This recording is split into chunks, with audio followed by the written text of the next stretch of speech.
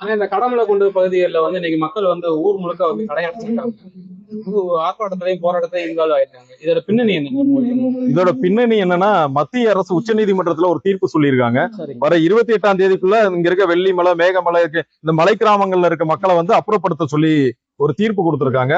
அதுக்காக இந்த பகுதி மக்கள் வந்து கடையடைச்சு ஊர் பொதுமக்களை எல்லாம் சேர்ந்து போராட்டம் பண்ணிட்டு 28ஆம் தேதிக்குள்ள காலி பண்ணணுங்கிறது கட்டாயமா இல்ல வாய்ப்பா? உச்ச நீதிமன்றம் கட்டாயம் இவங்களை அப்புறப்படுத்தியே ஆகணும். அப்புறப்படுத்தணும்னா துணை ராணுவத்தை வச்சு அப்புறப்படுத்தணும்னு சொல்லி ஒரு தீர்ப்பு கொடுத்திருக்காங்க. இதுக்கு இதை வந்து இப்ப இவங்க போராட்டம் பண்றாங்க அப்படின்னா இவங்களுடைய போராட்டத்தை வந்து கருத்துல கொடுத்துட்டு அடுத்து ஏதாச்சும் இவங்களுக்கு தீர்வு கொடுக்குற மாதிரி ஏதாச்சும் வழிமுறை இருக்காங்க? இதுக்கு தீர்வு என்னன்னா, இப்ப அரசு வந்து மக்களோட மனநிலையை புரிஞ்சுக்கிறோம். இவங்க நூற்றாண்டுகளா மலை கிராமங்கள்ல வாழ்ந்துகிட்டு இருக்காங்க. இதுல வந்து மிருகங்களுக்கு பாதுகாப்பு கொடுக்குற இந்த அரசு மனித உயிர்களுக்கும் மனிதர்களுக்கு மதிப்பு கொடுக்கணும். எப்படின்னா, இப்ப இவங்க வந்து மலைகளை பாதுகாக்கிறேன்றாங்க.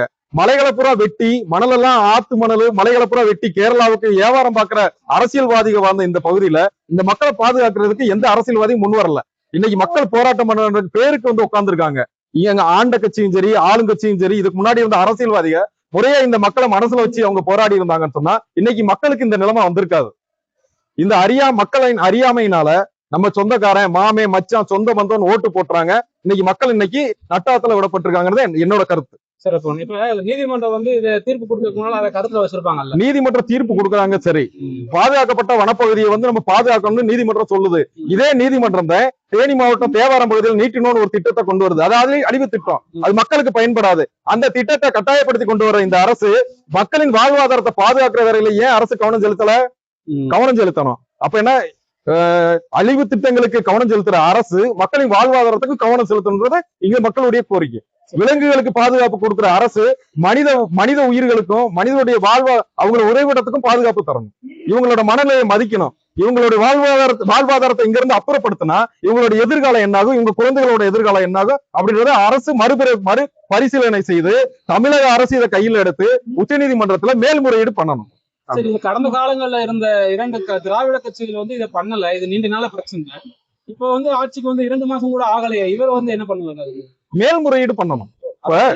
இப்ப இங்க இருக்க சட்டமன்ற உறுப்பினர் தான் நம்ம எல்லாருக்கும் சட்டமன்ற உறுப்பினர். இப்ப தமிழ்நாட்டோட முதலமைச்சர் இப்ப வந்து யாரு? நம்ம இப்ப இருக்க முதலமைச்சர் தான் முதலமைச்சர். இதுக்கு முன்னாடி இருந்தவங்க செஞ்ச தப்ப இப்ப இருக்க முதலமைச்சர் செய்யக்கூடாது அப்படின்றத நம்மளுடையது. இப்ப இருக்க முதலமைச்சர் நாங்க குறை சொல்லல. இப்ப இருக்க முதலமைச்சர் வந்து உச்ச நீதிமன்றத்துல மேல்முறையீடு பண்ணி இந்த மக்களுடைய வாழ்வாதாரத்தை பாதுகாக்கணும்.